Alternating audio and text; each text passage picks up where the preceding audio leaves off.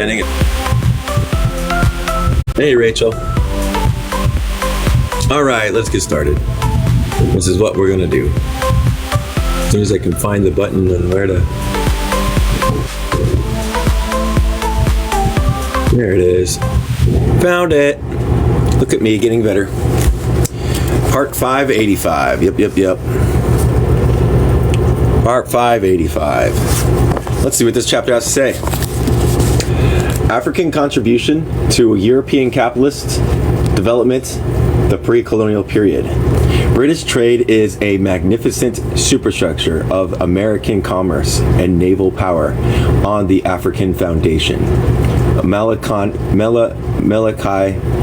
I can't say this guy's name, Post-Lethwat, the African trade, the great pillar and support of British plantation trade in North America, 1745. If you were to lose each year more than 200 million lives that you now get from your colonies, if you had not the exclusive trade with your colonies to feed your manufacturers, to maintain your navy, to keep your agriculture going, to repay for your imports, to provide for your luxury needs, to advantageously balance your trade with Europe and Asia, then I say it clearly the kingdom would be irretrievably lost. Bishop Murray of France, Arguments Against France, ending the slave trade and giving freedom to its slave colonies, presented in the French National Assembly of 1791. Disgusting person. All right, first section of this chapter. How Europe became the dominant section of a worldwide trade system. How Europe became a dominant section of worldwide trade system. Because of the superficiality of many of the approaches to, quote, underdevelopment, and because of resulting misconceptions, it is necessary to re-emphasize that development and underdevelopment are not only comparative terms, but that they also have a dialectical relation one to another. That is to say, the two help produce each other by interaction. Western Europe and Africa had a relationship which ensured the transfer of wealth from Africa to Europe. The transfer was possible only after trade became truly international. And that takes one back to the late 15th century, when Africa and Europe were drawn into common relations for the first time. Along with Asia and the Americas, the development and underdeveloped parts of the present capitalist sections of the world have been in continuous contact for 4.5 centuries. The contentions here is that over that period, Africa helped to develop Western Europe in the same proportion as Western Europe helped to underdevelop Africa. The first significant thing about the internationalization of trade in the 15th century was that Europeans took the initiative and went to other parts of the world. No Chinese boats reached Europe, and if any African canoes reached the Americas, as it sometimes maintained, they did not establish two-way links. What was called international trade was nothing but the extension overseas of European interest. The strategy behind international trade and the production that supported it was firmly in European hands, and specifically in the hands of the seagoing nations from the North Sea to the Mediterranean. They owned and directed the great majority of the world's sea-going vessels, and they control the financing of the trade between 4 continents. Africa had little clue as to the transcontinental links between Africa, Europe, and the Americas. Europe had a monopoly on knowledge about the international exchange system, seen as a whole. For Western Europe was the only sector capable of viewing the system as a whole. Europeans used the superiority of their ships and canoe to gain control of all the world's waterways, starting with the Western Mediterranean and the Atlantic coast of North Africa. From 1415, when the Portuguese captured Ceuta near Gibraltar, they maintained the offensive against the Maghreb. Within the next 60 years, they seized ports such as Arzilla,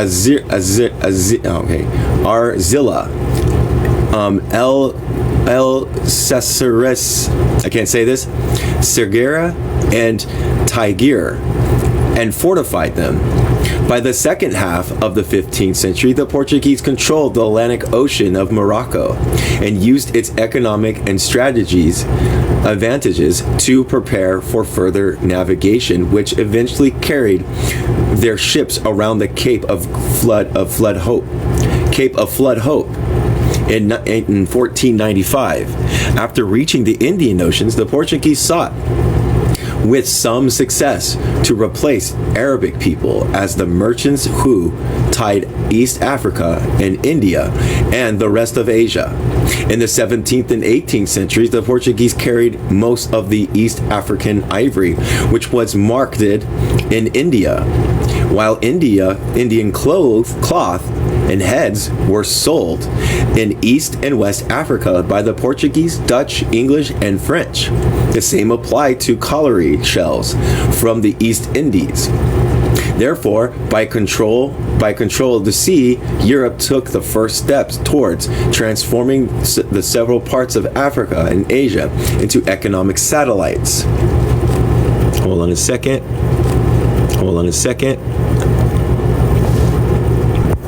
Oh, they're being put up. Thank you. When the Portuguese and the Spanish were still in command of the major sectors of the world trade in the first half of the 17th century, they engaged in buying cotton cloth in India to exchange for slaves in Africa, to mine gold in Central and South America. Part of the gold in the Americas would then be used to purchase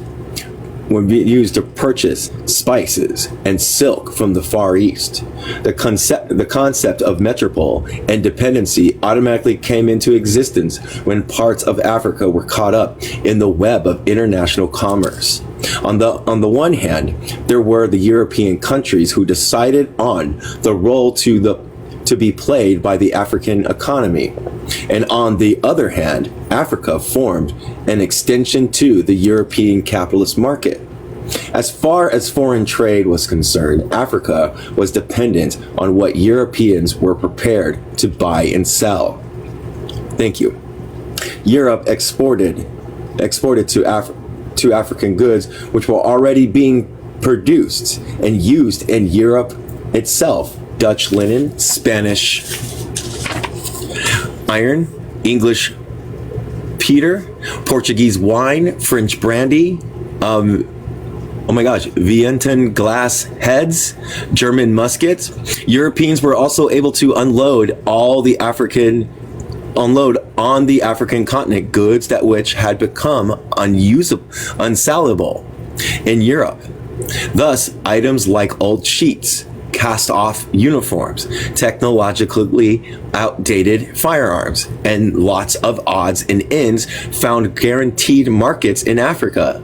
Africans slowly became unaware of the possibilities of demanding and obtaining better imported goods, and pressure was exerted on the captains of European ships. But the overall range of trade goods, which left the European ports of Hamburg, Copenhagen, and Liverpool, was determined almost exclusively by the pattern of production and consumption within Europe. From the beginning, Europe assumed the power to make decisions within the international trade system. An excellent illustration of that is the fact that the so-called international law, which governed the conduct of nations on the high seas, was nothing else but European law. Africans did not participate in its making, and in many instances, African people were simply the victims, for the law recognized them only as transportable merchandise. Why do they keep showing up? If the African slave was thrown overboard at sea, the only legal problem that arose was whether or not the slave ships could claim compensation from the usurers. Above all, European decision-making power was exercised in selecting what Africa should export in accordance with European needs. The ships of the Portuguese gave the search for gold in highest priority, partly in the basis of well-known information that West African gold reached Europe across the Sahara, and partly on the basis of guesswork. The Portuguese were successful in obtaining gold in parts of West Africa and in Eastern Central Africa. It was the Gold Coast which attracted the greatest attention from Europeans in the 16th and 17th centuries. The number of forts built, military, there was proof to that effect, and the nation involved included the Scandinavians and the Prussian Germans, apart from colonial stalwarts like the British, Dutch, and Portuguese. Europeans were anxious to acquire gold in Africa because there was a pressing need for gold coins within the growing capitalist money economy. Since gold was limited to very small areas of Africa, as far as Europeans were then aware, the principal export was human beings. Only in a very few places at given times was the export of another commodity of equal or greater importance. For instance, in Senegal, there was gum. In Sierra Leone, camwood. In Mozambique, ivory. However, even after taking those things into account, one can say that Europe allocated to Africa the role of suppliers of human captives to be used as slaves in various parts of the world. When Europeans reached the Americas, they recognized its enormous potential in gold and silver and tropical produce. But the potential could not be made a reality without adequate labor supply. The indigenous, they use the word population. It could be the ones in Turtle Island. So I'm going to say it double time. I'm going to double it. Walter Rodney, really? Yes, Walter Rodney, really. The indigenous population could not withstand new European diseases such as smallpox, nor could they bear the organized toil of slave plantations and slave mines, having barely emerged from the hunting stage. That is why in islands like Cuba and Hispaniola, the local indigenous population was virtually wiped out by the white invaders. At the same time, Europe itself had a very small population and could not afford to release the labor required to tap the wealth of the Americas. Therefore, they turned to the nearest continent, Africa, which incidentally had a population accustomed to settled agriculture and disciplined labor in many spheres. Those were the objective conditions lying behind the start of the European slave trade. And those are the reasons why the capitalist class in Europe used their control of international trade to ensure that Africa specialized in exporting captives. Obviously, if Europe could tell Africans what to export, that was an expression of European power. However, it would be a mistake to believe that it was an overwhelming military power. Europeans found it impossible to conquer Africans during the earlier centuries of trade, except in isolated spots on the coast. European power resided in their system of production, which was at a somewhat higher level than Africa's at that time.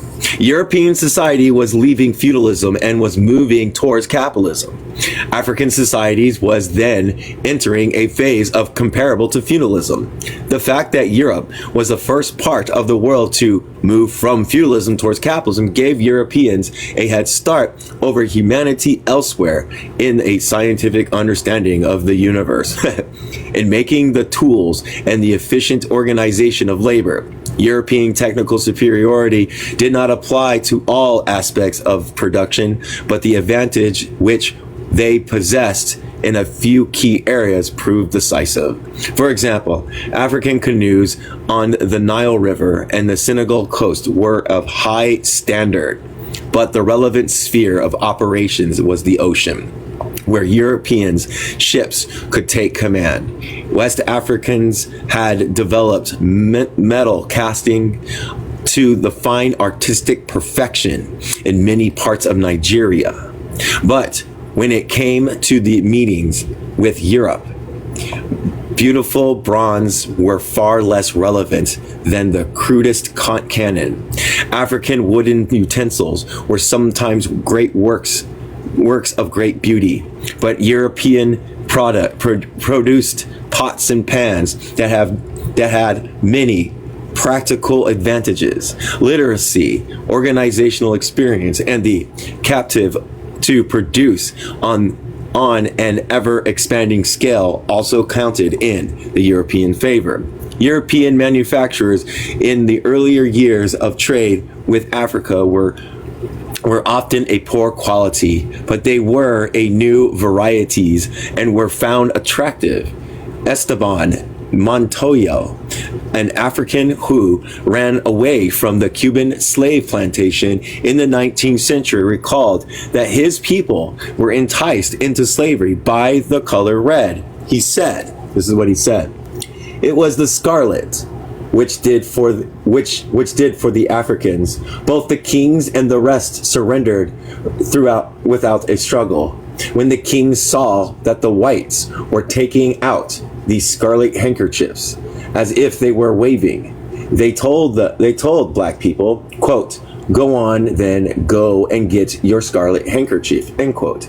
And black people were so excited by the scarlet that they ran down to the ship like sheep, and there they were captured."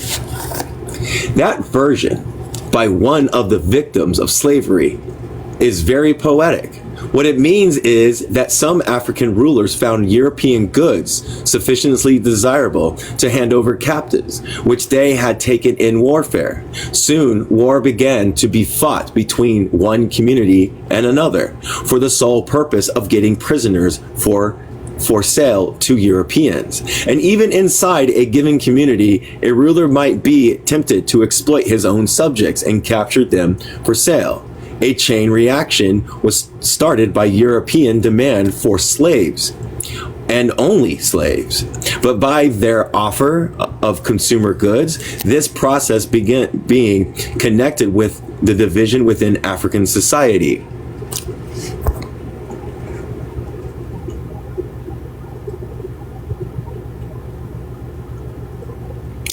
Okay, sure. It is often said for the colonial period that vertical political division in Africa made conquest easy. This is even truer of the way that Africans succumbed to the slave trade. National unification was a product of matured feudalism and of capitalism. Inside Europe, there were far fewer political divisions than in Africa, where communalism meant political fragmentations with the family as the nucleus, and there were only a few states that had real territorial solidity. Furthermore, when one European nation challenged another to obtain captives from an African ruler, Europe benefited from whichever of the two nations won the conflict. Any European trader could arrive on the coast of Africa and exploit the political differences which he found there. For example, in a small territory that the Portuguese later claimed as Guinea-Bissau, there were more than a dozen ethnic groups. It was so easy to set one off against another that Europeans called it a, quote, slave trader's paradise, end quote. Although, bringing Fatima up, and I don't know why Nico Doom keeps coming in my freaking thing. I don't know. Although class divisions were not pronounced in African society, they too contributed to the ease with which Europe imposed itself commercially on large parts of the African continent. The rulers had a certain status and authority, and when bamboozled by European goods, they began to use the position to raid outside of their society as well as to exploit internally by victimizing some of their own subjects. So again, this is the thing. They're pitting each other against each other so that they do these things and they have captives, so then the Europeans can come in and take control and take their captives.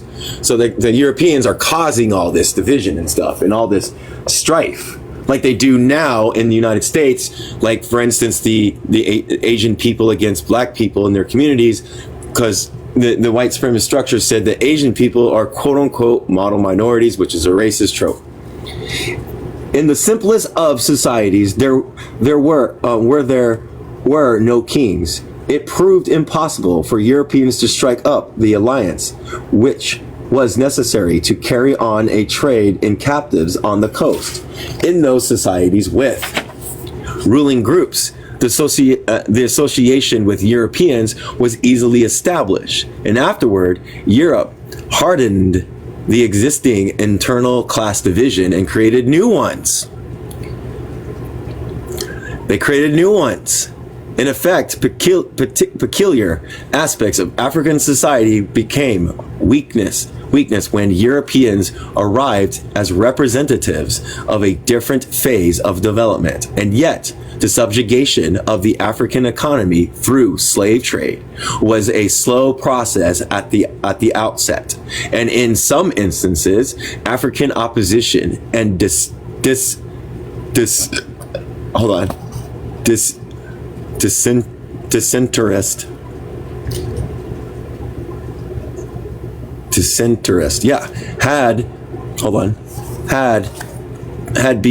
had to be overcome. In the Congo, the slave trade did not get underway without grave doubts of opposition from the king of the state of Congo.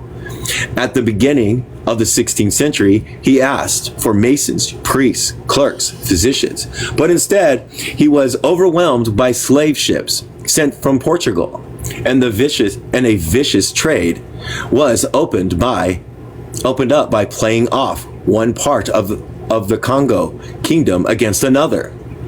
The king of Congo had conceived a possibilities of mutually beneficial interchange between his people and the European state, but the latter forced him to specialize in the export of human cargo.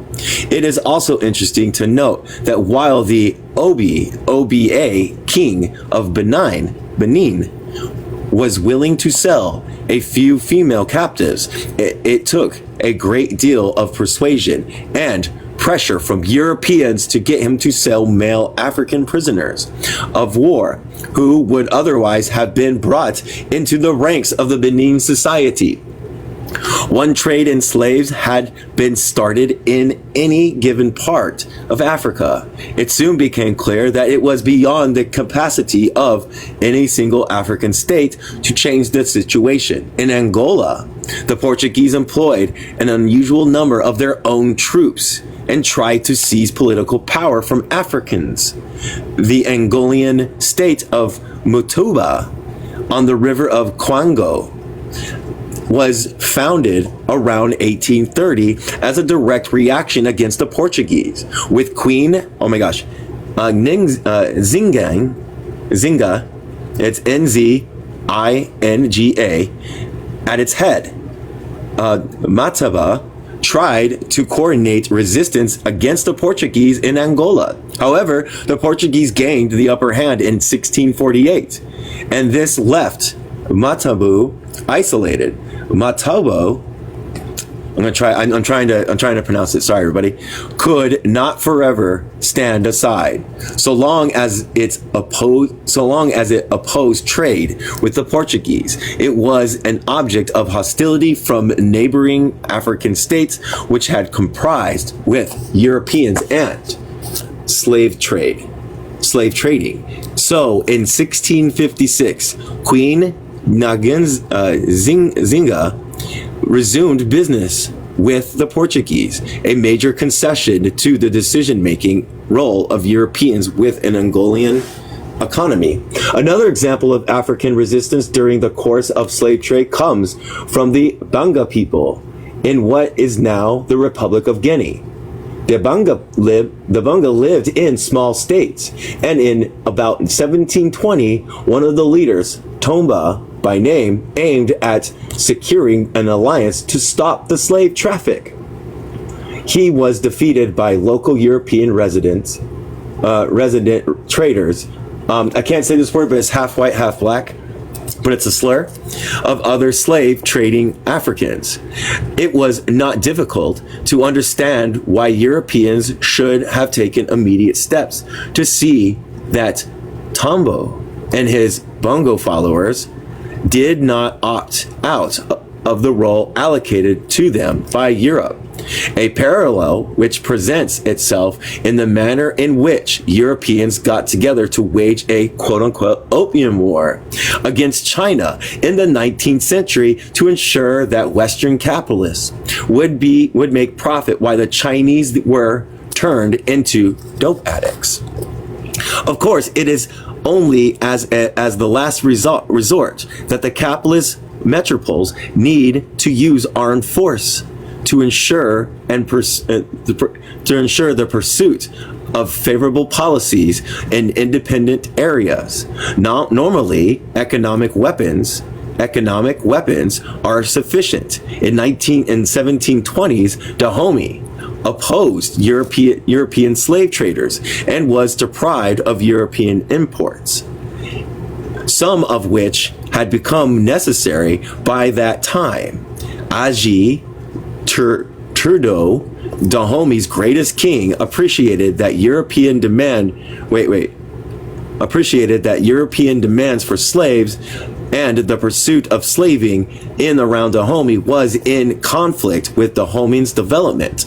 Between 1724 and 1726, he looted and burned European forts and slave camps, and he reduced the trade from the slave coast to a mere trickle by blocking the path leading to sources of supply in the interior. European slave dealers were very bitter, and they tried to sponsor some African collaborators against Aji Trudeau.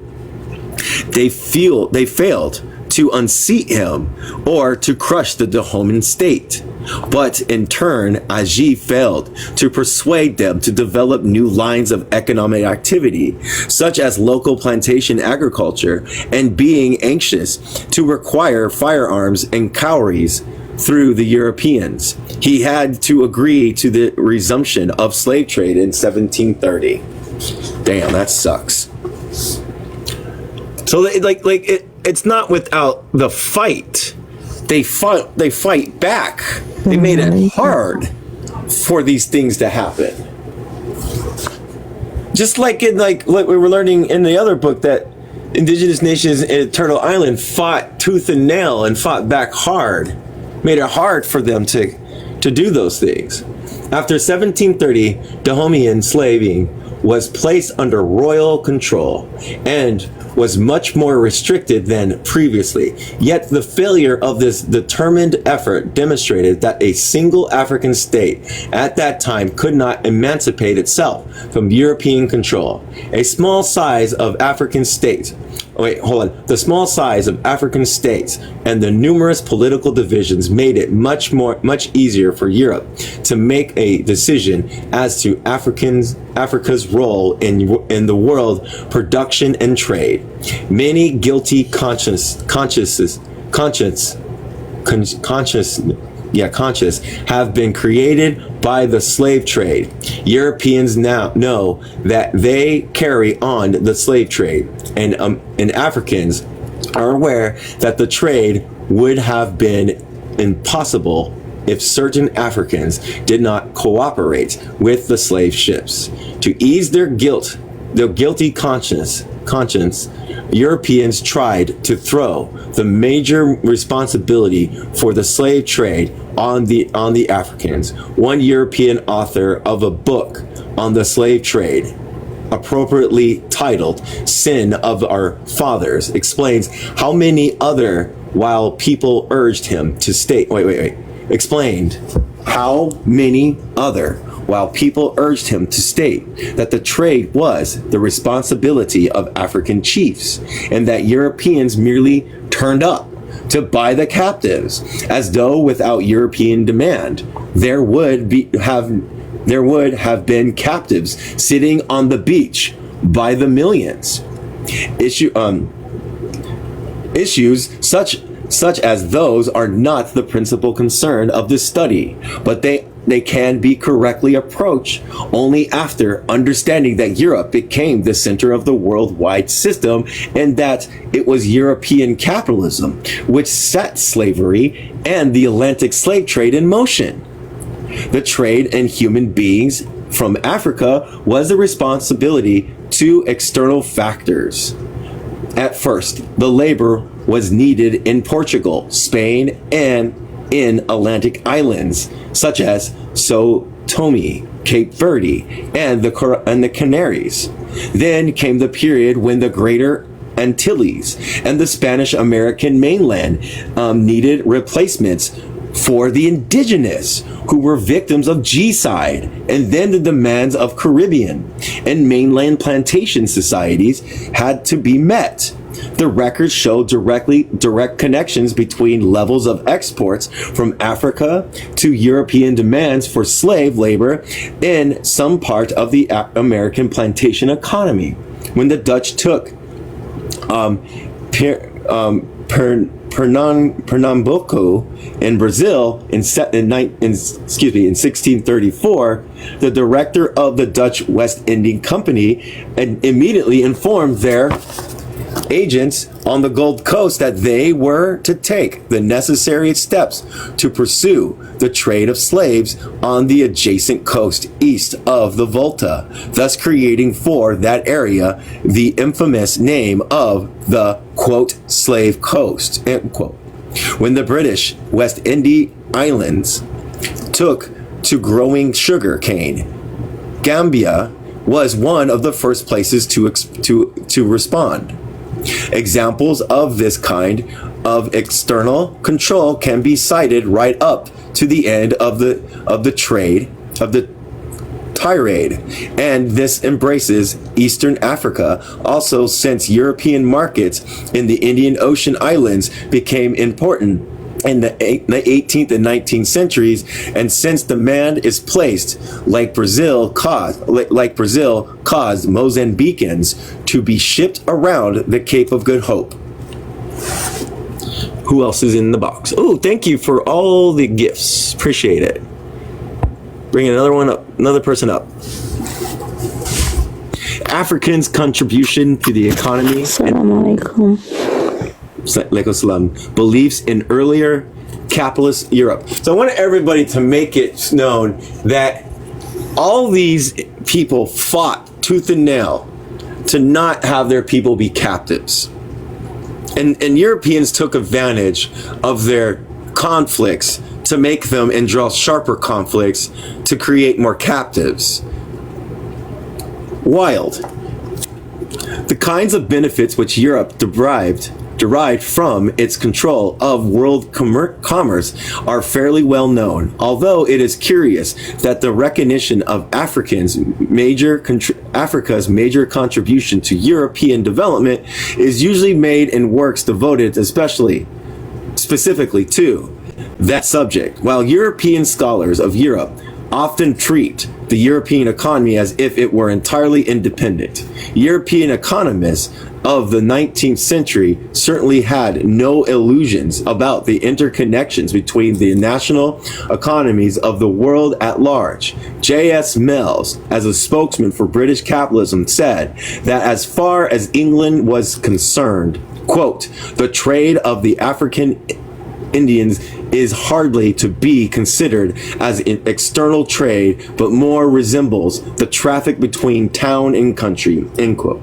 By the phrase, quote, trade of West Indians, quote, Mills meant the commerce between Africa, England, and West Indies, because without African labor, the West Indians were valueless. Karl Marx also commented on the way that European capitalists tied Africa to West Indians and Latin America into the capitalist system, and being the most bitter critic of capitalism, Marx went on to point out that what was good for Europeans was obtained at the expense of untold suffering by Africans and Turtle Island indigenous peoples.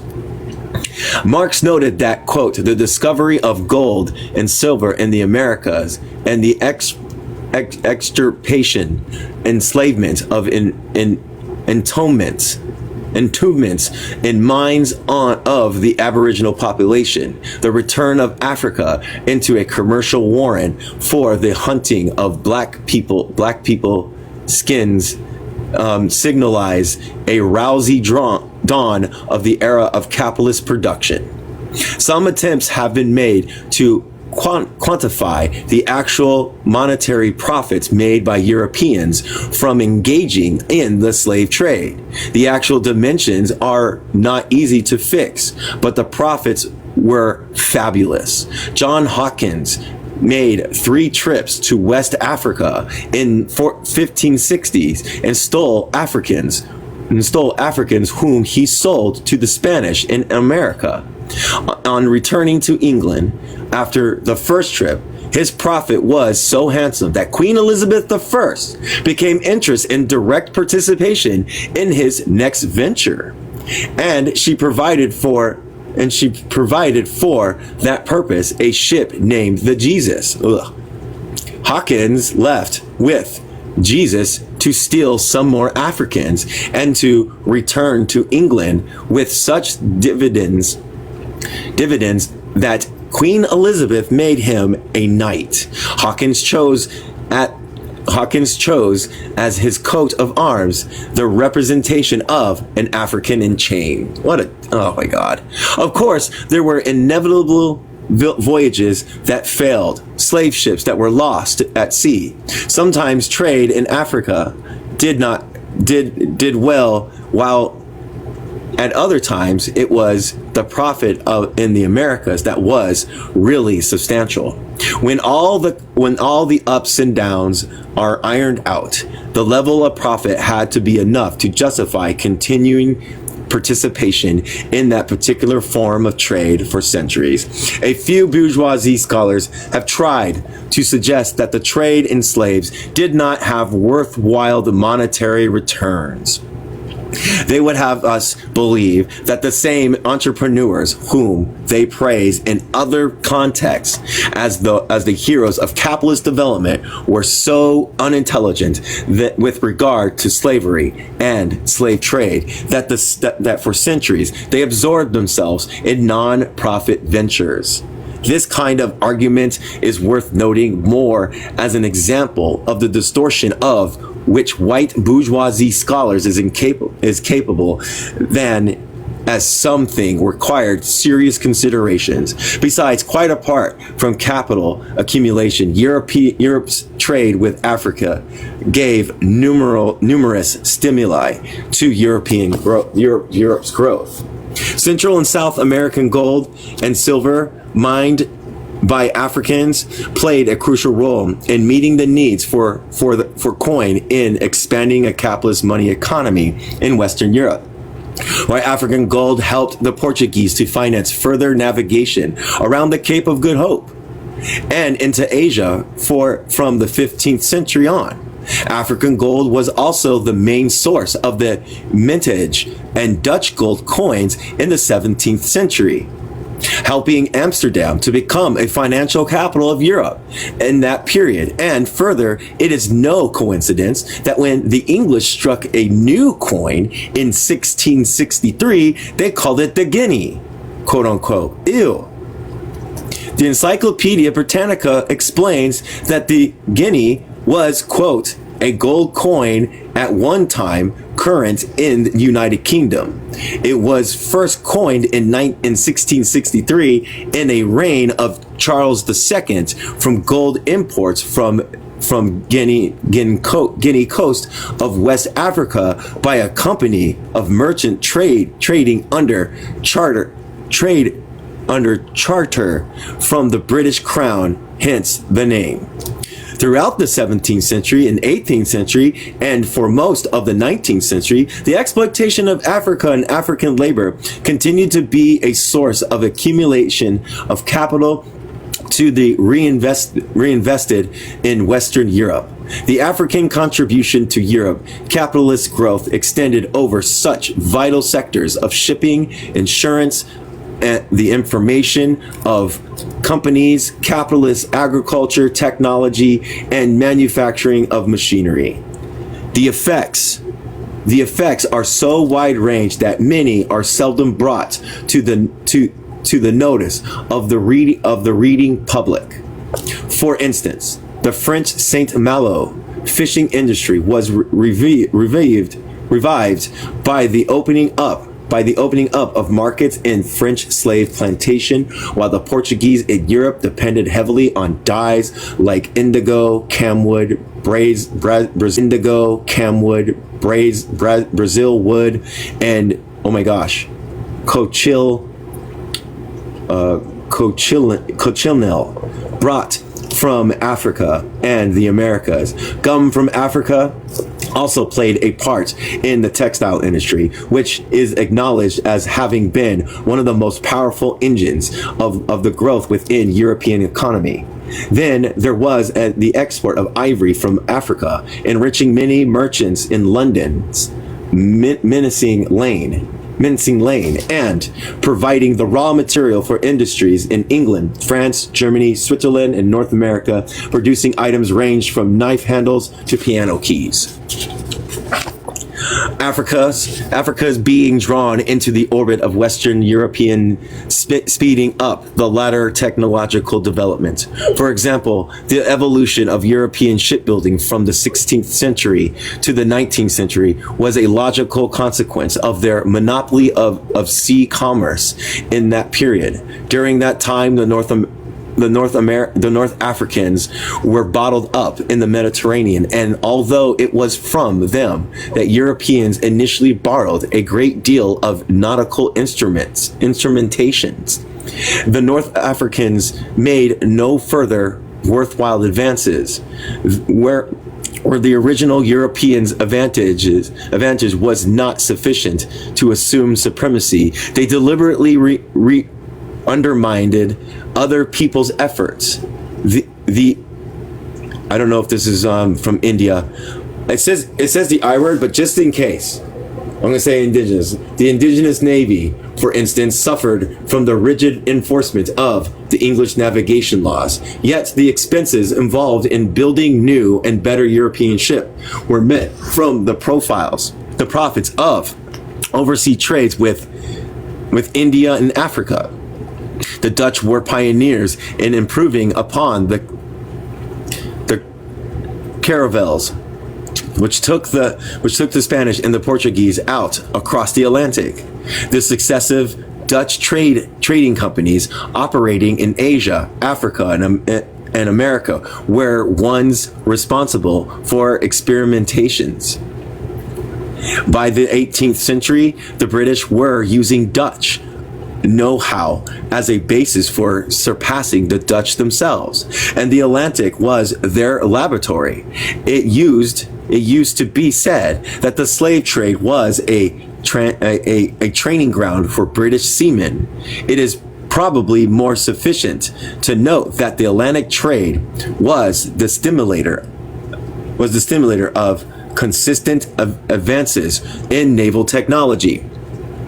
Just real quick, I'm gonna looking.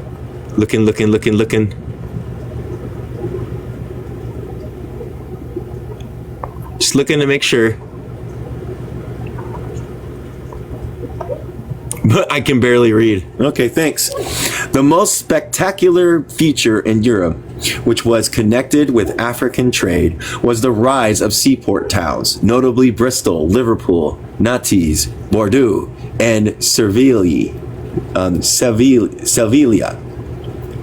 Directly or indirectly connected to those ports, where there often emerged the manufacturing centers which gave rise to the Industrial Revolution. In England, it was the county of Lancashire, which was the first center of Industrial Revolution. And the economic advance of Lancashire depended first of all on the growth of the port of Liverpool through slave trading. The connection between slavery and capitalism is in the growth of England is adequately documented by Eric Williams. Eric Williams, we have that book, Eric Williams, I think that's Eric Williams that came out with Capitalism and Slavery. In his well-known book, here it is, Capitalism and Slavery, Williams gives a clear picture of the numerous benefits which England derived from trading and exploiting slaves, and he identified by name several of the personalities and capitalist firms who were the beneficiaries. Outstanding examples are provided in the persons of David and Alexander Barclay, who were engaging in trade. Let me say the name. David and Alexander Barclay.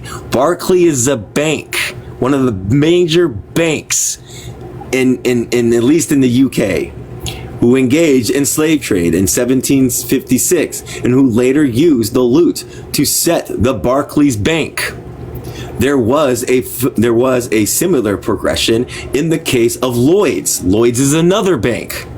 From the beginning, a small London coffee house to being one of the world's largest banking and insurance houses after dipping into profits from slave trade and slavery. Then there was James Watt, expressing internal gratitude for the West Indian slave owners who directly financed his fortuitous steam engine and took it from the drawing board to the factory. A similar picture would emerge from the detailed study of French capitalism and slavery, given the fact that during the 18th century, the West Indies accounted for 20% of France's external trade, much more than the whole of Africa in the present century. Of course, benefits were not always directly proportionate to the amount of involvement of a given European state in the Atlantic trade. The enormous profits of Portuguese overseas enterprises passed rapidly into the Portuguese economy into the hands of the more developed Western European capitalist nations who supplied Portugal with capital, ships, and trade goods.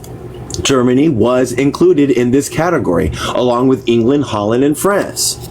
Commerce deriving from Africa helped a great deal to strengthen transnational links within the Western European economy, bearing in mind that American produce was the consequence of African labor. Brazilian deadwood, for example, were re-exported from Portugal into the Mediterranean, the North Seas, and the Baltic, and passed into the the continental cloth industry of the 17th century. Sugar from the Caribbean was re-exported from England and France to other parts of Europe in such an extent that Hamburg in Germany was the biggest sugar refining center in Europe. In the first half of the 18th century, Germany supplied manufacturers to Scandinavia, Holland, England, France, and Portugal for resale in Africa. England, France, and Holland found it necessary to exchange various classes of goods, the better to deal with Africans for gold, slaves, and ivory. The financiers and merchants of Genoa were the powers behind the markets of Lisbon and Seville, while Dutch bankers played a similar role with respect to Scandinavian and England. Western Europe was that part of Europe in which by the 15th century the trend was most visible that feudalism was giving way to capitalism. In Eastern Europe, feudalism was still strong in the 19th century.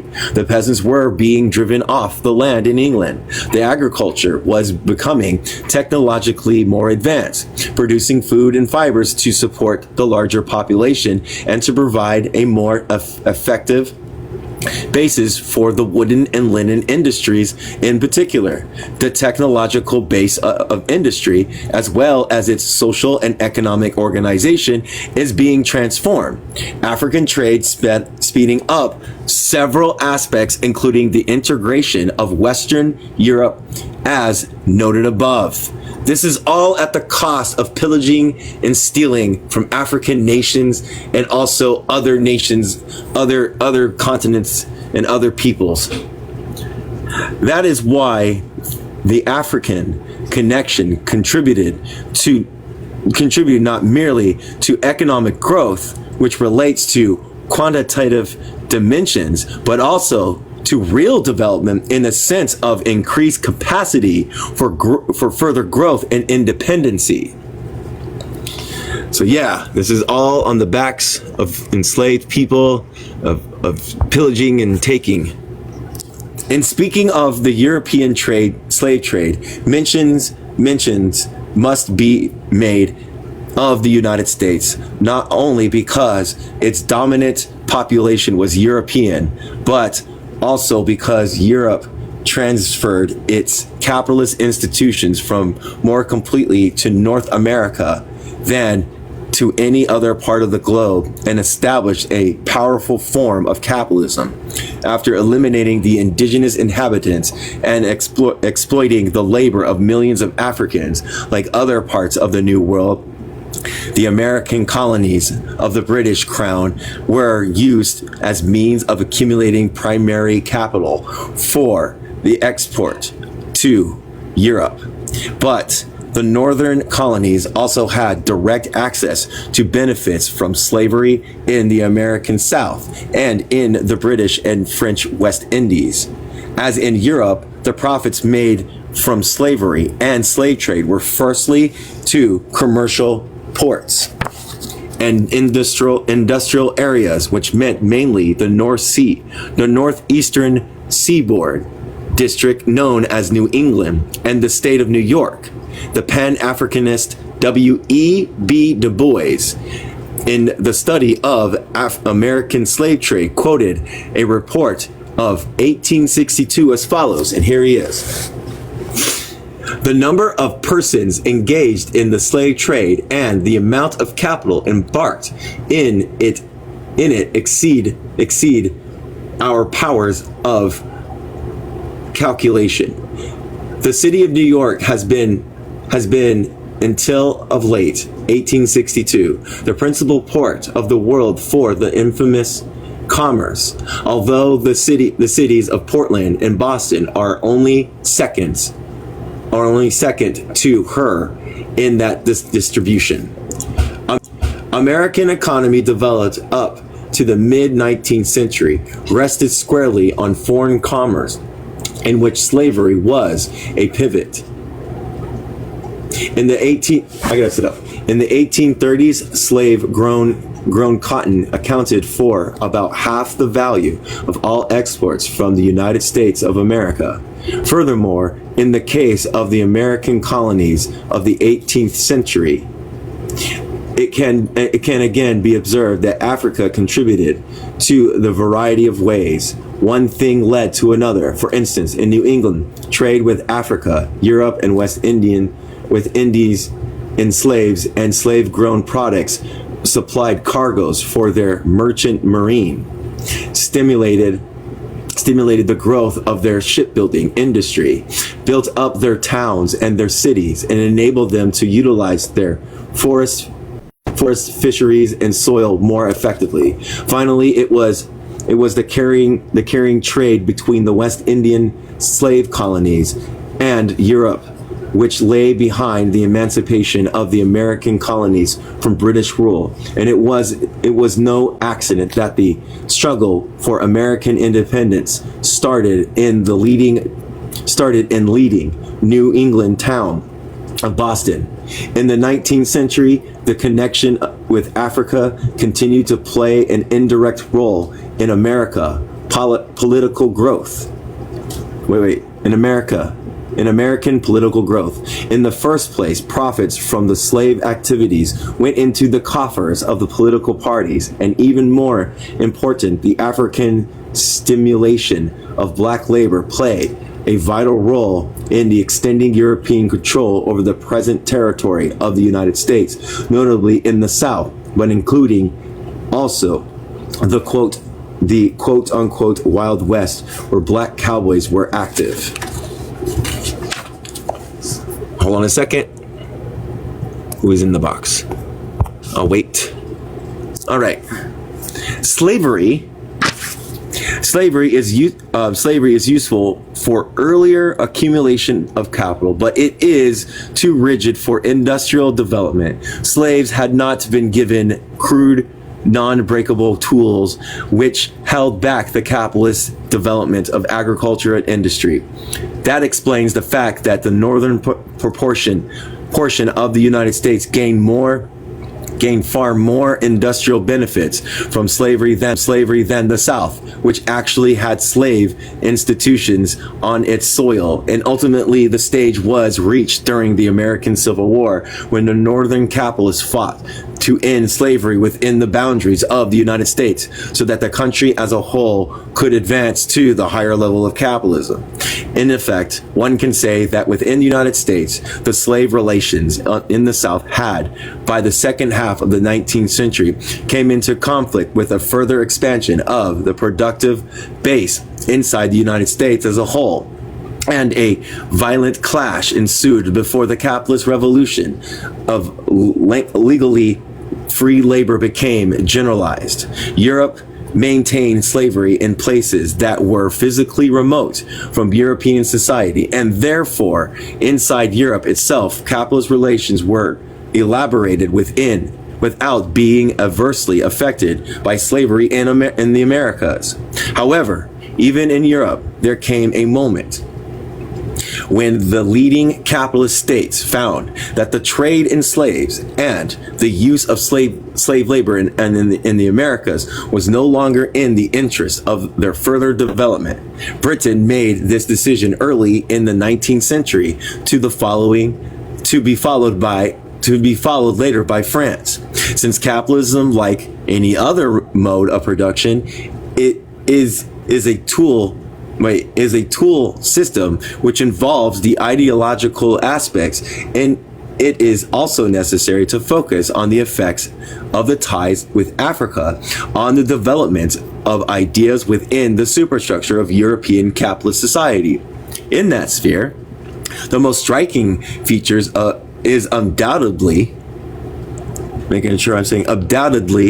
the rise of racism as the widespread and deeply rooted climate of European thought, the role of slavery in promoting racist prejudice and ideology has been carefully studied in certain situations, especially in the United States.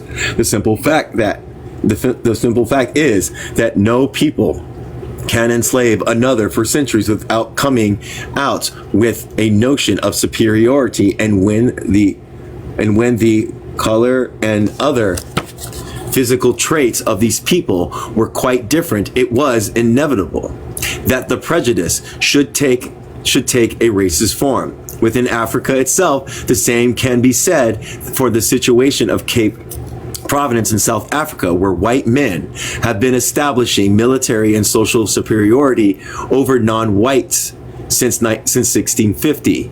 It would be much too sweeping a statement. It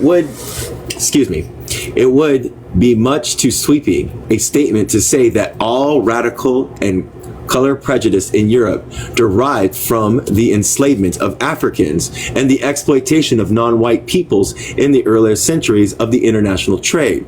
There was also anti-Semitism at an even earlier date inside Europe, and there is always an element of suspicion and incomprehension when peoples of different cultures come together. However, it can be affirmed without reservation that the white racism which came to pervade the world was the integral part of the capitalist mode of production. Nor was it merely a question of how the individual white person treated a black person. The racism of Europe was a set of generalizations and assumptions which had no scientific basis, but were rationalized in every sphere from technology to biology. Occasionally, it was mistakenly held that European enslaved Africans for racist reasons. European planters and miners enslaved Africans for economic reasons so that their labor power could be exploited. Indeed, it would have been impossible to open up the new world and to use it as a constant generator of wealth had it not been for African labor. There were no other alternatives. The American indigenous population was virtually wiped out, and Europe's population was too small for settlement overseas at that time. Then, having become utterly dependent on African labor, Europeans at home and abroad found it necessary to rationalize that exploitation in racist terms as well. Oppression follows logically from exploitation so as to guarantee the latter. Oppression of African people on purely racial grounds accompanied, strengthened, and became indistinguishable from oppression for economic reasons. C.L.R. James, noted Pan-Africanist and Marxist, once remarked that C.L.R. James is another person to also read. The race question is subsidiary to the class question in polities. Polities. And to think of imperialism in terms of race is disastrous. But to neglect the racial factor as merely incidental is an error, only less grave than to make it fundamental. It can further be argued that by the 19th century, white racism had become so institutionalized in the capitalist world, and notably in the U.S., that it sometimes ranked above the maximization of profit as a motive for oppressing black people.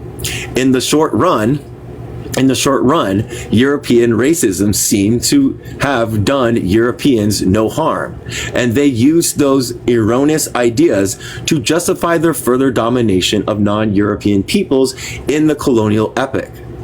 But the international proliferation of bigoted and unscientific racist ideas was bound to have its negative consequences in the long run. When Europeans put millions of their brothers, Jewish people, into ovens under the Nazis, the chickens were coming home to roost. But behavior inside the, quote, democratic, end quote, Europe was not as strange as it was sometimes made out to be. There was always the contradiction between the elaboration of democratic ideas inside of Europe and the elaboration of authoritarian and thuggish practices by the Europeans with respect to Africans. When the French Revolution was made in the name of, quote, liberty, equality, of quote, liberty, equality, of quote, liberty, equality, and fraternity, end quote, it did not extend to black Africans who were enslaved by France in the West Indies and the Indian Ocean. Indeed, France fought against the efforts of those people to emancipate themselves, and the leaders of their bourgeoisie revolution said plainly that they did not make it on behalf of black humanity. Weird. Racist motherfuckers. Hold on. C.L.R. James. It is not even true to say that capitalism developed democracy at home in Europe and not abroad. At home, it was responsible for taking a certain rhetoric of freedom, but it was never extended from the bourgeoisie to the oppressed workers, and the treatment of Africans must surely be made such hypocrisy of habitant of Europeans' life, especially within the ruling class. How else can one explain the fact that the Christian church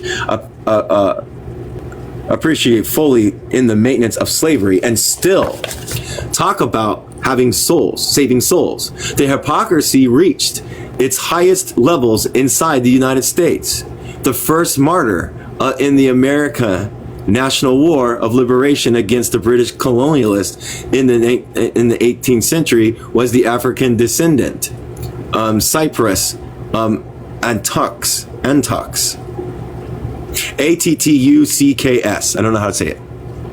And both slave and free Africans played a key role in Washington's army. And yet, the American Constitution sanctioned the continued enslavement of Africans. In recent times, it has become an object of concern to some liberals that the United States is capable of war crimes of the order of Mei Lee in Vietnam. But the fact of the matter is that they may liaise. What the hell?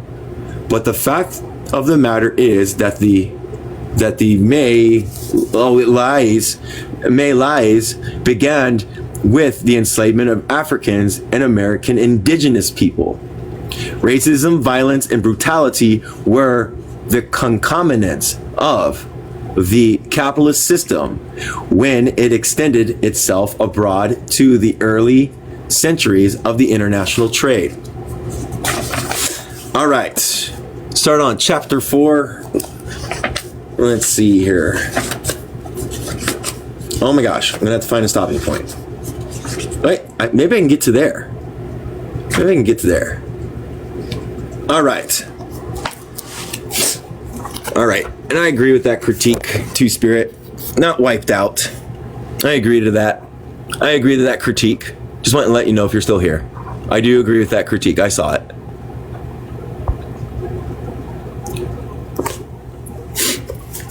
Europe and the roots of African underdevelopment in 1885.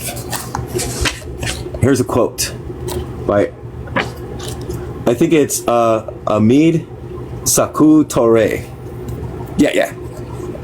The relations between the degree of the destitution of peoples of Africa and the length of nature of the exploitation they had to endure is evident. Africa remains marked by the crimes of the slave traders. Up to now, her potentialities are restricted by underpopulation. Because snatching people, stealing people, taking peoples in the millions upon millions does something to your population. Yeah. No, I said that I agree with your critique on that. The European slave trade as a basic factor in African underdevelopment. To discuss trade between Africans and Europeans in the 4 centuries before colonial rule is virtually to discuss slave trade. Strictly speaking, the Africans only became a slave when he reached a society where he worked as a slave. Before that, he was first a free man and then a captive.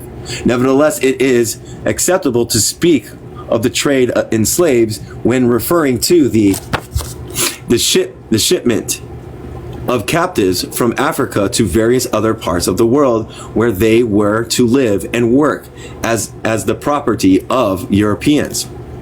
The title of this section is deliberately chosen to call attention to the fact that the shipments were all by Europeans to markets controlled by Europeans. And this was in the interest of European capitalism and nothing else. In East Africa and in Sudan, many Africans were taken by Arabic people and were sold to Arabic buyers. This is known in European books as the Arabic slave trade, in quote unquote. Therefore, let it be clear that when European ships shipped Africans to European buyers, it was the quote European slave trade from Africa. Undoubtedly, with few exceptions, such as Hawkins, European buyers purchased African captives on the coast of Africa, and the transaction between themselves and Africans was a form of trade.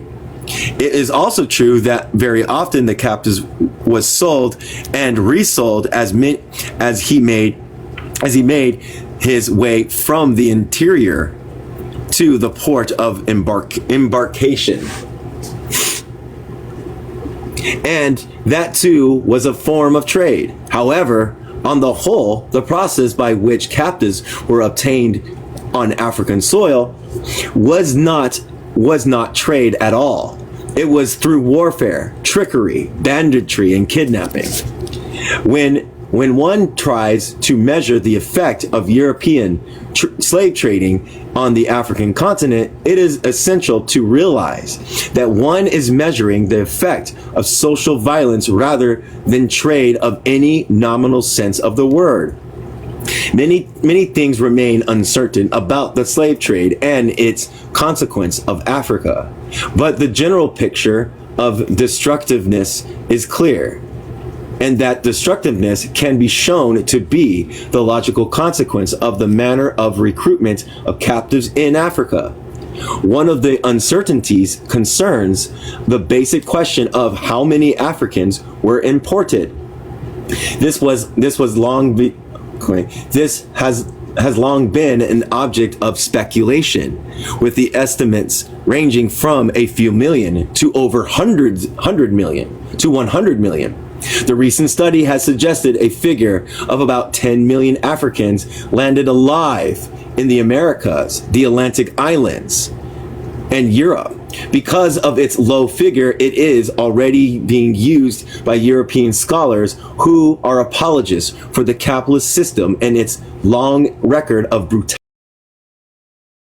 abroad. In order to whitewash the European slave trade, they find it convenient to start by minimizing the numbers concerned. The truth is that any figure of African imported into the Americas, which is narrowly based on the surviving records, is bound to be low, because there were so many people at the time who had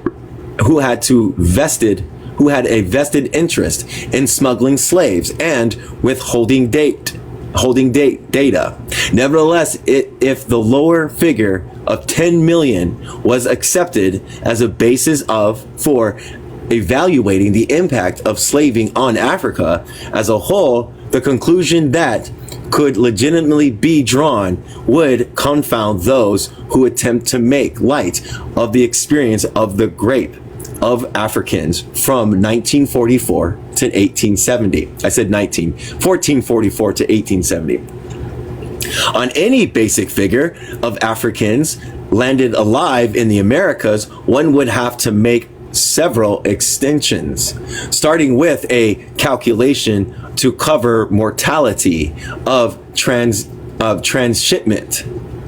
The Atlantic crossing, or Middle Passage, as it is called by European slavers, was notorious for the number of deaths occurred, average in the vicinity of 15 to 20%. There were also numerous deaths in Africa between time of capture and time of embarkation, especially in the case where captives had to travel hundreds of miles to the coast. Most important of all, given that warfare was the principal means of obtaining captives, it is necessary to make some estimates as to the number of people killed and injured, so as to extract the millions who were taken alive and sound.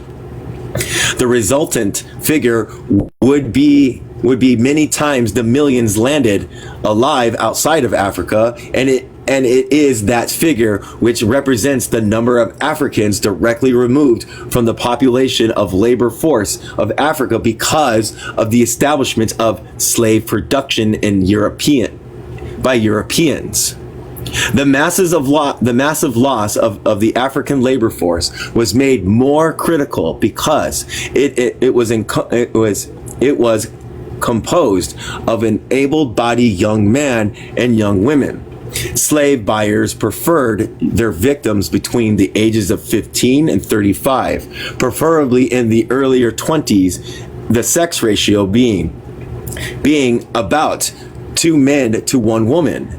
Europeans often accepted younger African children, but rarely any older persons. They shipped the most healthy wherever possible, taking the trouble to get those who had already survived an attack of smallpox and who were therefore immune from further attacks of that disease, which has been one of the world's greatest killer diseases. Absence of data about the size of African population in the 15th century makes it difficult to carry out any scientific assessment of the results of the population outflow. But nothing suggests that there was an increase in the continent's population over the centuries of slaving. Although that was the trend in other parts of the world, obviously fewer babies were born than would otherwise have been the case. Of millions of children bearing ages were not eliminated. Besides, it is essential to recognize that the slave trade the Atlantic Ocean was not the only connection with Europeans had with slaving in Africa. The slave trade in the Indian Ocean has been called the, quote, East African slave trade and the Arabic slave trade for so long that it hides the extent to which it was also a European slave trade. When the slave trade from East Africa was at its height in the 18th century and in the earlier 19th century, the destinations of most captives was the European-owned plantation economies in Mauritania, Reunion, and Seychelles, as well as the Americas via the Cape of Good Hope. Besides, African laboring as slaves in certain Arabic countries in the 18th and 19th centuries were all ultimately serving the European capitalist system, which set up the demands for slave growing products, such as the cloves grown in Zanzibar under the supervision of Arabic masters. Not one has been able to come up with the figures representing the total losses, all areas of all destinations over the many centuries that slave trade existed. However, on every other continent from the 15th century onward, the population showed constant and sometimes spectacular natural increases. It is striking that the same did not apply to Africa. One European scholar gave the following estimate of world population in millions according to the continents.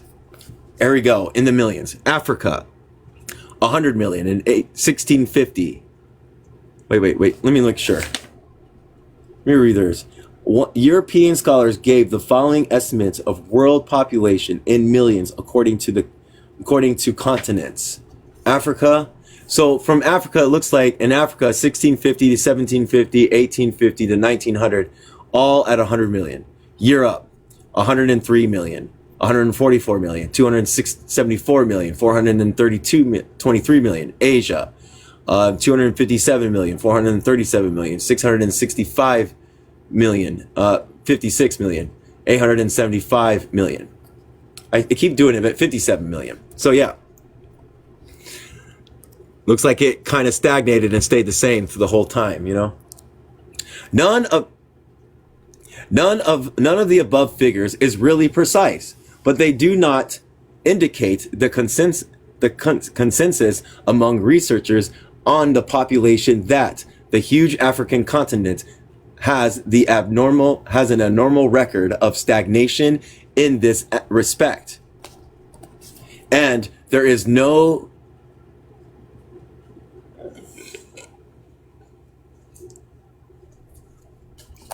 I don't know this word. Causivity? Let me look up this word real quick. It's really making my brain do something. Boop, boop, boop, boop. Come on. Thank you. Jesus Christ. Come on. My pad's going slow. Sorry, buddy. I'm working on it. It's working. Come on. Thank you. Jesus Christ. All right.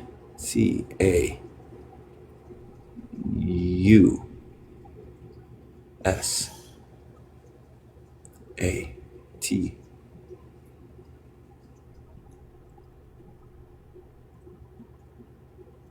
Not the. Jesus Christ.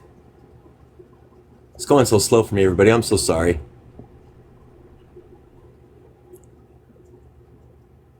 Come on. Faster. Let's go. Causative, which is an acting as a cause. So causative factors other than the trade in slaves to which attention can be drawn. Hold on a second. Let me look. All right, let's look. We're getting to the end. We're getting to the an emphasis on the population loss is highly relevant to the question of socio-economic development. Population growth played a major role in European development in the providing labor markets and the pressures which led to further advance. Japanese population growth had similar positive effects, and in other parts of Asia, which remained pre-capitalist, the size of the population led to a much more intensive exploitation of the land than has ever been the case in that is still a sparsely peopled African continent. So long as the population density was low, then human beings viewed as units of labor were far more important than other factors of production, such as land.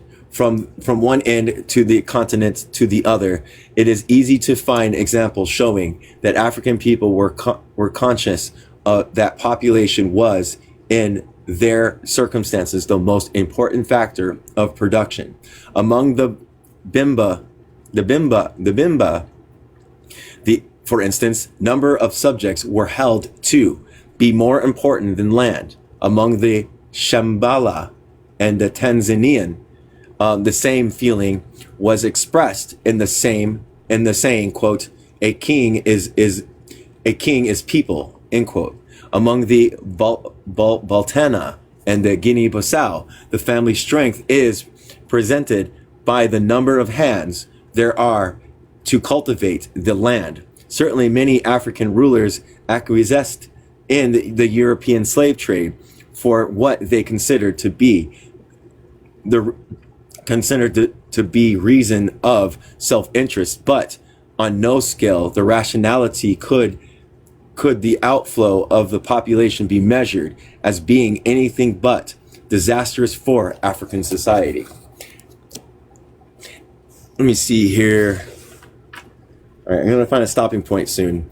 African economic activity was affected by both directly and indirectly by the population loss. For instance, when the inhabitants of the given area were reduced below a certain number in the environment where the tsetse fly was present, the remaining few had to abandon the area. In effect, enslavement was causing these people to lose their battle to tame and harness nature, a battle which is at the basis of development. Violence almost meant insecurity. The opportunity presented the European slave dealers became the major, though not the only, stimulus for a great deal of social violence between different African communities and within any given community.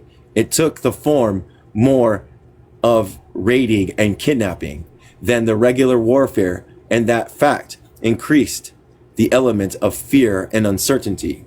Both openly and by implications, all the European powers in the 19th century indicated their awareness of the fact that the activities connected with the producing captives were inconsistent with their economic pursuits. That was the time when Britain, in particular, wanted Africans to collect palm produce and rubber to grow agricultural crops for export in place of slaves, and it was clear that slave raiding was violently conflicting with the objective of Western, Eastern, and Central Africa. Long before that date, Europeans accepted that fact when their self-interest was involved. For example, in the 17th century, the Portuguese and Dutch actually discouraged slave trade on the Gold Coast, for they recognized that it would be incompatible with gold trade. However, by the end of that century, gold had been discovered in Brazil, and the importance of gold supply from Africa was lessened. Within the total Atlantic pattern, African slaves became more important than gold. The Brazilian gold was offered for African captives at Walida, Dahomey, and Accra. At that point, slaving began, undermining the Gold Coast economy and destroying the gold trade. Slave raiding and kidnapping made it unsafe to mine and to travel with gold. The raiding for captives proved more profitable than gold mining. One European on the Sense noted that, quote, as one fortune marauding makes a native rich in a day, they therefore exert themselves rather in war, robbery, and plunder than in their old business of digging and collecting gold, end quote. The above changeover from gold mining to slave raiding took place within a period of a few years between 1700 and 1710, when the Gold Coast came to supply about 5,000 to 6,000 captives per year. By the end of the 18th century, a much smaller number of captives were exported from the Gold Coast, but the damage had already been done. It is worth noting that Europeans sought out different parts of the West and Central Africa at different times to play the role of major suppliers of slaves to the Americas. This meant that virtually every section of the long western coastline between the Senegals and the Kanui River had at least a few years' experience of intensive trade in slaves, with all its consequences. Besides, in the history of the eastern Nigeria and the Congo, northern Angola, and Dahomey, there were periods extending over decades when exports remained at an average of many thousands per year. Most of those areas were also relatively highly developed within the African context. They were leading forces inside Africa, whose energies would otherwise have gone towards their own self-improvement and the betterment of the continent as a whole. The changeover to warlike activities and kidnapping must have affected all branches of economic activities and agriculture in particular. Occasionally, in certain localities, food production was increased to provide supplies for slave ships. But the overall consequences of slaving on agricultural activities in Western, Eastern, and Central Africa were negative. Labor was drawn off from agriculture and the conditions became unsettled. Dahomey, which in the 16th century was known for exporting food up to parts of what is now Togo, was suffering from famines in the 19th century. The present generations of Africans will readily recall that in the colonial period, when able-bodied men left their homes as migrant laborers, that upset the farming routine in the home districts and often caused famines. Slave trading, after all, meant migration of labor in the manner 100 limes from brutal and disruptive. Okay. Let's see here. I'm looking for a stopping point because we were right on the thing. I think I'm going to stop right here. Let's go back one paragraph, like I always do.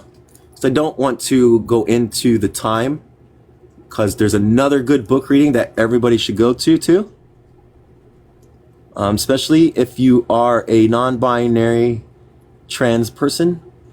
It's a good reading, plus of the nature of history of what colonization and the colonizers did to indigenous people to disrupt their culture, their way of life. So I'm going to stop here, and it's good enough. It's 8 o'clock. And if anybody wants to come up, they're welcome to come up.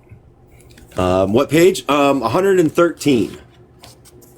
113. There was a stopping point, but I think I would have gone further. So I'm not sure.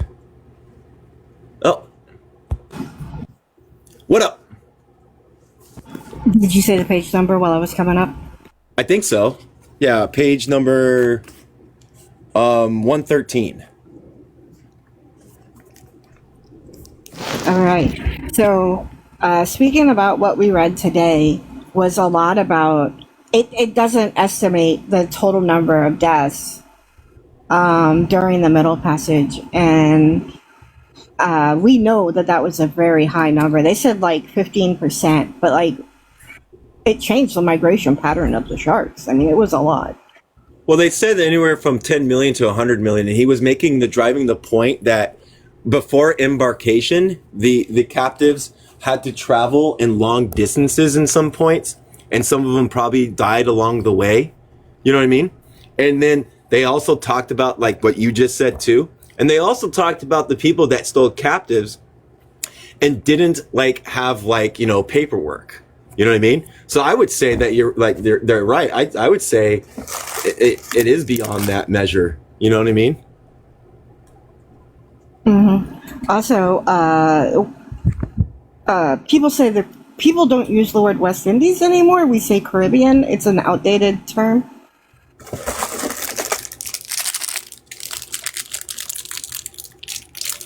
All right. Is there anything else? But other than that, that was it. All right. Does anybody else have any questions before I close it out?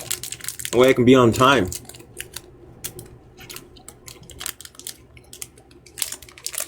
No other questions, huh? Nope, but hi, Avery. I want to make... Hey, Avery. I also want to make... Yeah, I agree with that. I agree with that. Almost, right. Yeah. I agree with that. That Is that what it said at the beginning, that indigenous people were eradicated? I don't know if it said eradicated. It might said wiped out. I wish I can go back and look. Well, either way, that's not true.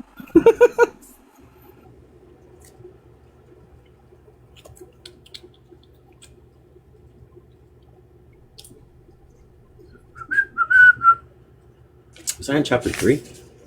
Yeah, There were a lot of people unalived, the majority of the population, but not all of them. Not at all. no, but there was a huge G side. He said it right. That G side was happening over there, though.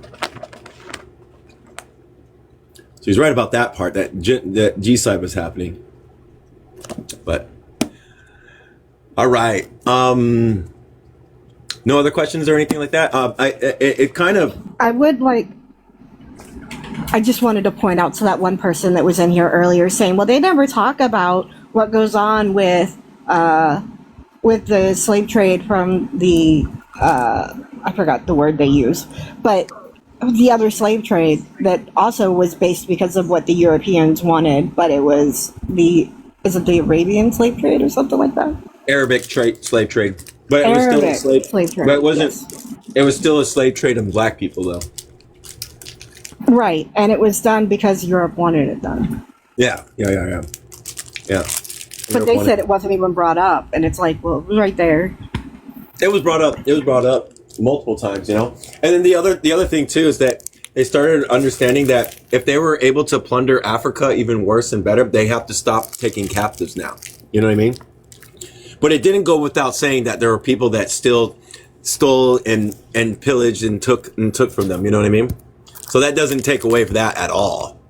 You know? Yeah. Because that was still happening. People were doing that despite we don't want to do this anymore because it's ruining our capitalist exploitation of the continent. They have to produce for us and everything, you know? I just wanted to clarify if, Joe, you were talking about what's known as the Red Atlantic Slave Trade, which happened before what people claim as the Atlantic Slave Trade. If that's what you're talking about, that's... No, I was talking about the G side that he was talking about, that he supposedly, quote unquote, eradicated the indigenous people, which it didn't.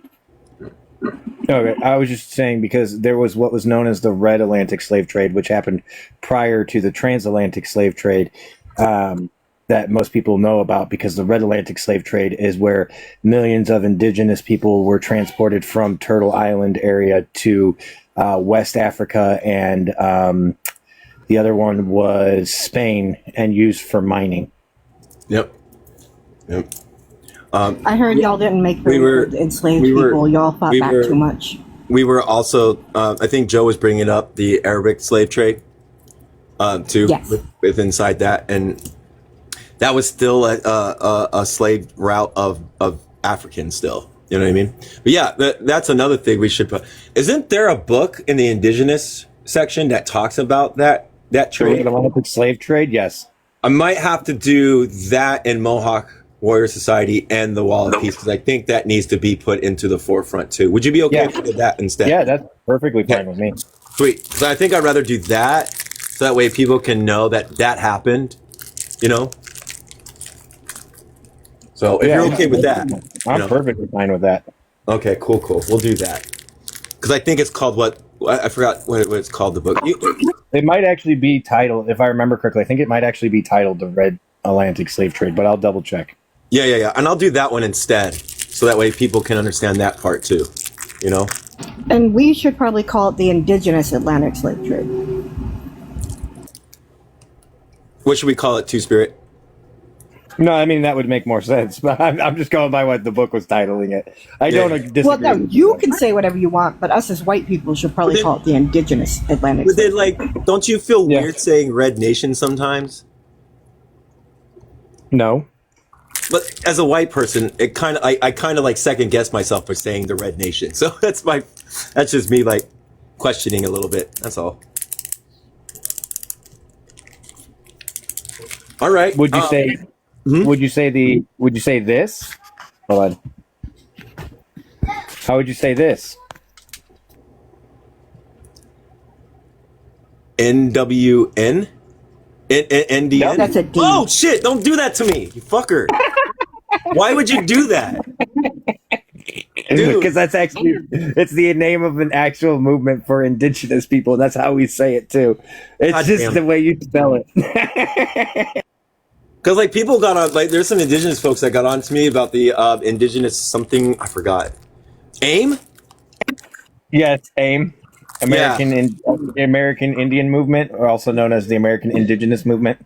Yeah. A couple of indigenous people were like, you can say it. You can say it. I'm like, I just want to not, just in case, So. So the way we'll say it is we'll say Indian. Uh-huh. But when we say it quick enough, people think we're saying Indian, but it's Indian. Indian. Okay. All right. So, everybody, follow Two Spirit over to when they do their live. When are you doing your live? How soon are you getting ready for that? I gotta double check and make sure Chicky's up. But yeah, we'll be starting here soon. It's about an hour to an hour and a half, maybe. Somewhere in there. Yeah, sounds about right. Right. And you're picking up a book again for everybody else? So the book is Reclaiming Two Spirit. We are now on chapter 5. We will be picking up at chapter 5. So each chapter we will have a discussion. If you join up on the panel, we do ask that you be respectful. Please give your age, name, and pronouns. So that way we can have a respectful conversation.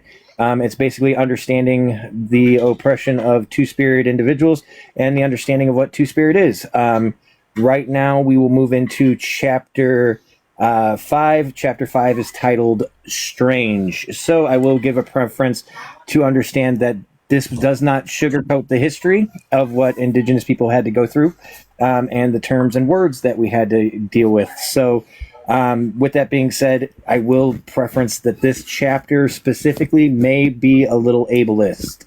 And I'm saying a little with big quotations, meaning very much ableist.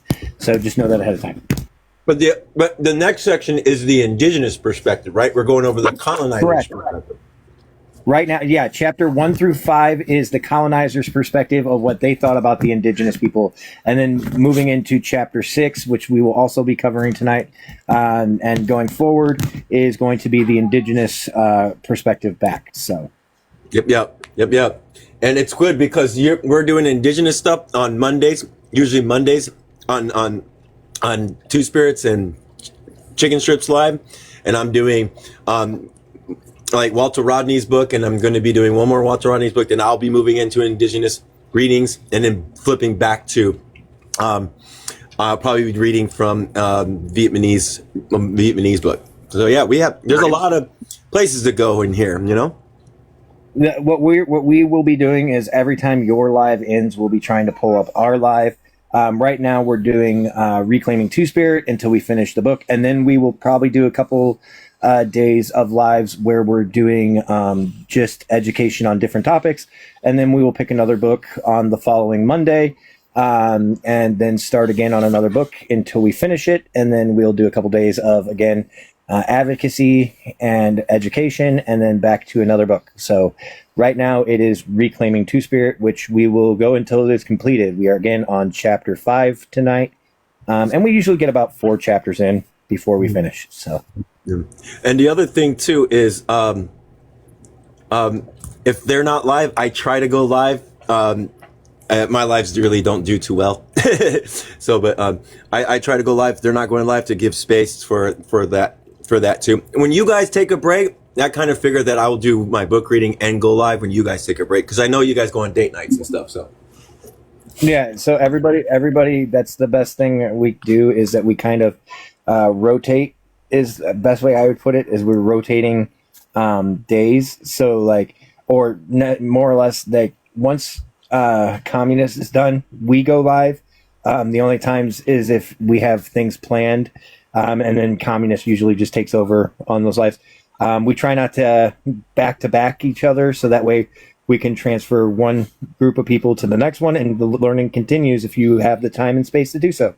Yes. So if you disagree with anything we're saying, just take a real quick look at my profile picture, look really close into the center, and that's what I think about what your opinion is if you disagree. Anyways, with that being said, I just wanted to add that in there.